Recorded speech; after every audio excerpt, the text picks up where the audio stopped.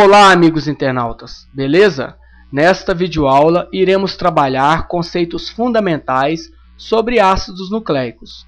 Eu sou o professor André Luiz, meu e-mail é este aí, qualquer dúvida me escreva. Ácidos nucleicos são responsáveis pelo controle dos processos vitais de todos os seres vivos. Há dois tipos básicos: o DNA, que é o ácido desoxirribonucleico, e o RNA, ou ácido ribonucleico. São constituídos por nucleotídeos, ou seja, as unidades básicas que formam essas duas moléculas são os nucleotídeos, que a gente vai ver a estrutura deles nos slides a seguir. Estrutura do nucleotídeo. Então, o nucleotídeo ele é formado pelo grupo fosfato, que é um íon derivado do ácido fosfórico, por um açúcar, uma pentose, no caso, um açúcar formado por 5 carbonos. No caso do DNA, esse açúcar é a desoxirribose. No RNA, é a ribose. A gente vai ver a diferença entre essas duas pentoses. E por uma base nitrogenada. Então, são as três estruturas básicas que formam essas moléculas, DNA e RNA. As bases púricas, as bases nitrogenadas púricas, é a adenina e a guanina, no caso do DNA e do RNA. Não difere nas bases púricas, adenina e guanina. Para decorar quais são as bases púricas do DNA e do RNA, basta você decorar a seguinte frase: água pura. Adenina e guanina, bases púricas. E as bases pirimídicas, no caso do DNA, é a citosina e a timina. E no caso do RNA, é a citosina e a uracila, porque o RNA não tem a base nitrogenada timina. No lugar da timina, nós encontramos a uracila. Observem a figura de um nucleotídeo. Aqui nós temos a pentose, que é o açúcar, o grupo fosfato, ligando ao carbono 5' e a base nitrogenada, ligando ao carbono 1'. Fórmula molecular das bases nitrogenadas. Então, aí está mostrando as fórmulas moleculares das respectivas bases nitrogenadas: uracila, timina, adenina, citosina e guanina. Açúcar e grupo fosfato. Então, olha a grande diferença da ribose, ou seja, do açúcar que compõe a molécula de RNA, e da desoxirribose, o açúcar que compõe a molécula de DNA. A grande diferença está no carbono 2'. Observem que aqui na ribose nós encontramos uma hidroxila ligada ao carbono 2'. Outra coisa, gente, vamos começar a decorar isso. Carbono 1', nós encontramos ele aqui, onde vai se ligar a base nitrogenada, carbono 2', 3', 4' e 5'. O 5' liga o grupo fosfato e o carbono 1' se liga à base nitrogenada. Sempre vai ser assim, tá? E o carbono 3' aqui, ó, está aqui com outra hidroxila, no caso aqui da ribose, ele se liga ao grupo fosfato do nucleotídeo que vem abaixo, né? Depois a gente vai ver isso direitinho. Já aqui no DNA, na pentose do DNA, na desoxirribose, nós não encontramos a hidroxila no carbono 2'. Nós encontramos apenas um hidrogênio. No caso aqui, um hidrogênio aqui embaixo e outro em cima. E aqui na ribose nós encontramos a hidroxila. Essa é a grande diferença. E o fosfato não difere de um para o outro, tá? Esse é o grupo fosfato. Nucleotídeos, vamos falar mais um pouco sobre eles. Aqui nós temos os vários nucleotídeos do DNA, com o grupo fosfato, a desoxirribose, no caso aqui é o DNA, e a adenina. A mesma coisa aqui. O que difere um nucleotídeo de outro é apenas a base nitrogenada. No caso aqui, adenina, guanina, citosina e timina. Observe aqui que a adenina sempre vai ligar, olha para você ver o formato dela e o da timina. Então, a adenina sempre vai se ligar à timina e a citosina à guanina. Eu vou mostrar daqui a pouco isso aí. Então, aqui são os nucleotídeos do DNA. Se fosse o RNA, o que seria diferente aqui? Ó? No caso da pentose aqui, ao invés de ser desoxirribose, seria ribose.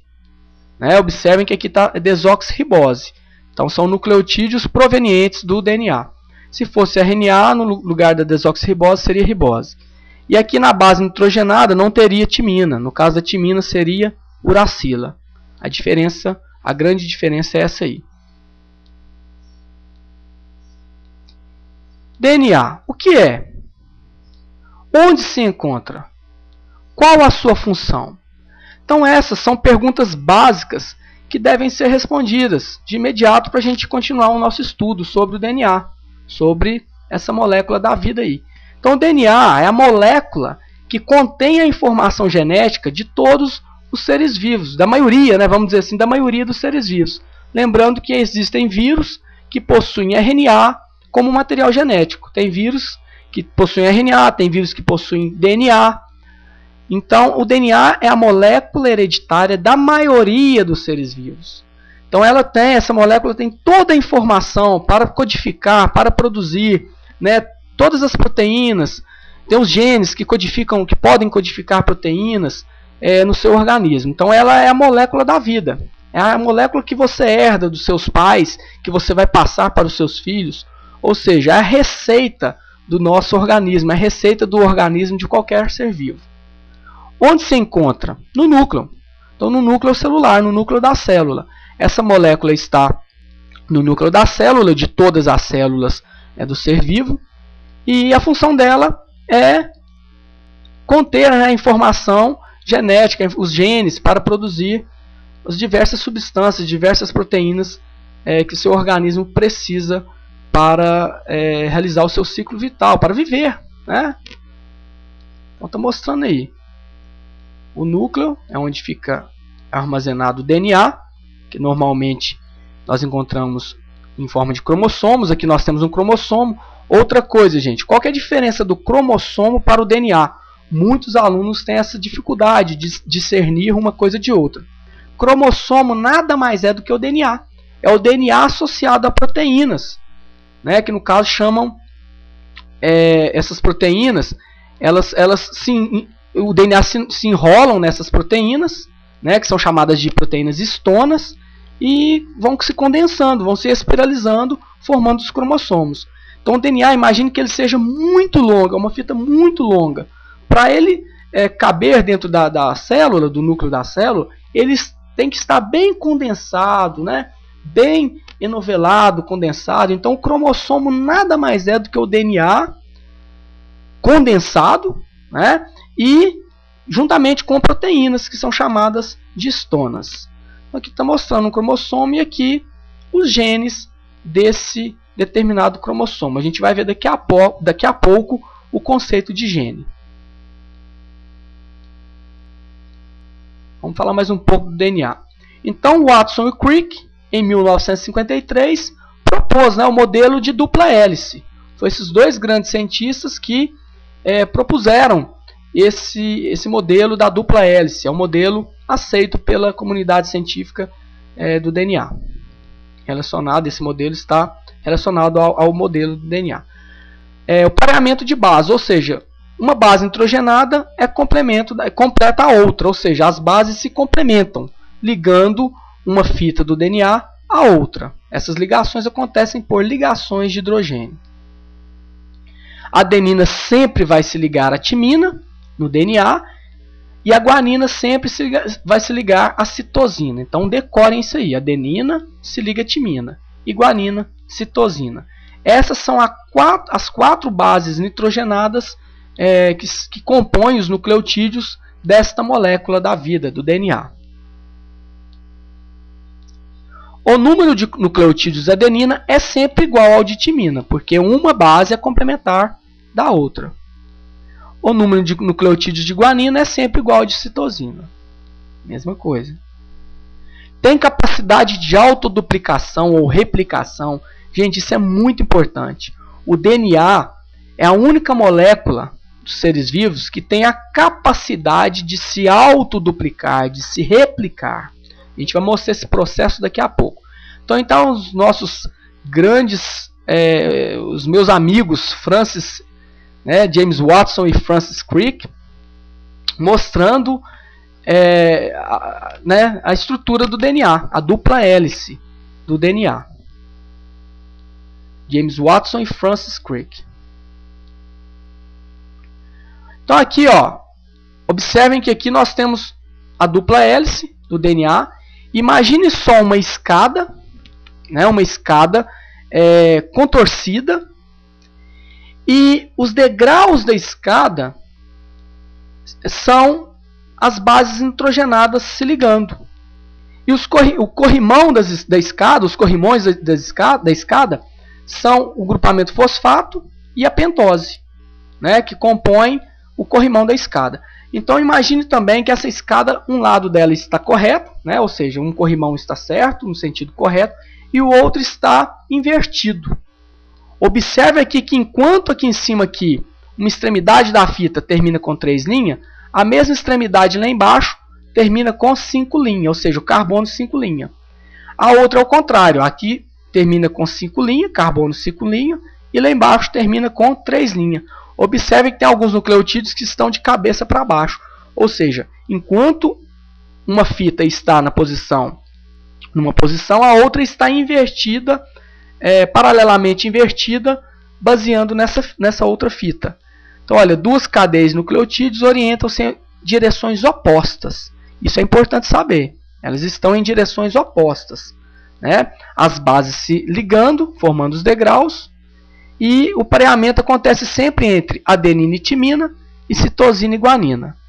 O corrimão é o açúcar, né? Que é a pentose, no caso, que é a desoxirribose, e o grupo fosfato. E os degraus são as bases nitrogenadas. Aí está mostrando um esquema, né, da molécula de DNA no plano e a retorcida também. Então observe aqui, ó, que aqui nós temos os grupos fosfato e as desoxirriboses, ou seja, os açúcares formando o corrimão da escada. E aqui as bases nitrogenadas. Então no caso aqui é uma cadeia de nucleotídeos que forma a fita do DNA. Aqui nós temos as duas cadeias pareadas no plano. Então sempre timina ligando a adenina e guanina ligando a citosina. Observem que as bases nitrogenadas estão ligadas ao açúcar no carbono 1 linha e o grupo fosfato ligado ao carbono 5 linha. Pode observar. Enquanto uma fita, observem que enquanto o grupo fosfato está para cima aqui, ou seja, 5 linha no caso aqui embaixo ele está 3 linha. Isso aqui é o carbono 3 linha. Já na outra fita é diferente. Ela está ao contrário, ela é antiparalela. Então aqui nós temos o carbono 3 linha e aqui embaixo o carbono 5 linha. Observem que uma está ao contrário da outra, né? Uma fita é antiparalela à outra. Estou mostrando aqui, né, o DNA, a dupla hélice, proposta por James Watson e Francis Crick em 1953, mostrando a estrutura do DNA. Outra coisa, essas duas fitas são unidas por pontes de hidrogênio, ou seja, por ligações de hidrogênio. Então, essas moléculas, essas duas fitas se ligam pelas pontes de hidrogênio. Observem que aqui a timina ligando a adenina tem apenas 2 ligações de hidrogênio, enquanto a citosina ligando a guanina tem 3 ligações de hidrogênio. Então, essas pontes, nesse caso aqui, nesse local aqui, esse rompimento dessas pontes de hidrogênio é mais difícil, porque tem 3 ligações de hidrogênio. Enquanto na timina e na adenina nós encontramos apenas 2 ligações. Observe isso aí, né? Imagine que aqui essas fitas são atraídas por cargas diferentes, ou seja, cargas positiva e negativa se atraem, cargas diferentes se atraem. Então imagine que num lado a carga é positiva, como exemplo aqui, por exemplo, o hidrogênio positivo e o nitrogênio negativo, aqui está uma atraindo a outra, a mesma coisa aqui, né? Imagine isso aí, é desse jeito mesmo, tá? Essas ligações acontecem por diferença de cargas elétricas. Duplicação do DNA. Eu já falei que é a única molécula capaz de sofrer autoduplicação e é do tipo semiconservativa, pois cada molécula nova apresenta uma das fitas vinda da mãe e outra fita recém-sintetizada. Ou seja, essa fita que eu falei que vinda da mãe é da molécula que lhe deu origem, da mãe, né, da molécula que lhe deu origem. Observem nesses desenhos aqui. Ó. Então, observe. Aqui nós temos uma molécula de DNA. Essa molécula vai se duplicar. Por que é interessante essa duplicação do DNA, gente? Pelo seguinte, toda vez que uma célula vai multiplicar, ela vai multiplicar, vai fazer mitose, ela precisa de duplicar o seu material genético. Para quê? Para que cada célula filha receba o material genético o mesmo material genético proveniente da célula que lhe deu origem.